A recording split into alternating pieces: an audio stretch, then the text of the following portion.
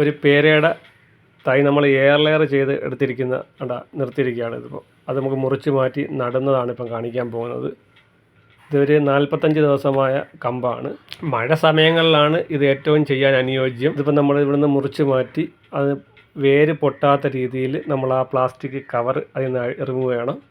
വളരെ ശ്രദ്ധിച്ച് വേര് പൊട്ടാത്ത രീതിയിൽ അത് നമ്മൾ ആ കവർ ഇളക്കി മാറ്റി നമുക്ക് അത് മാറ്റി നടാവുന്നതാണ്. നേരത്തെ തയ്യാറാക്കി വെച്ചിരിക്കുന്ന ഒരു ചട്ടിയിലേക്ക് അത് മാറ്റി നടണം. അപ്പോൾ മാറ്റി നടാൻ പോകുന്നതാണ് നമ്മൾ കാണിക്കാൻ പോകുന്നത്.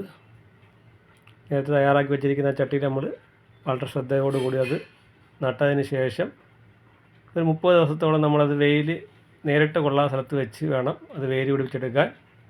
ഇങ്ങനെ ചെയ്യുമ്പോഴത്തേക്ക് നമുക്ക് വളരെ പെട്ടെന്ന് തന്നെ ഇതിനകത്ത് കായ്കൾ വരും. നമ്മൾ സാധാരണ തൈകളൊക്കെ വാങ്ങിച്ച് നമ്മൾ നടുമ്പോൾ ഒരുപാട് കാലതാമസം വരും ഇതിന് ഫലം ഉണ്ടാകാൻ.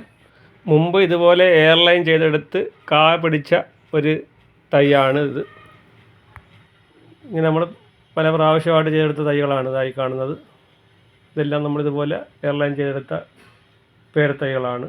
ഇങ്ങനെ ചെയ്യുമ്പോൾ ഉണ്ടാകുന്ന ഗുണമെന്ന് പറഞ്ഞാൽ മാതൃസസ്യത്തിൻ്റെ അതേ ഗുണവും പെട്ടെന്ന് കായ്ഫലം ഉണ്ടാവുകയും ചെയ്യുന്നതായി കാണാൻ കഴിയുന്നതാണ്.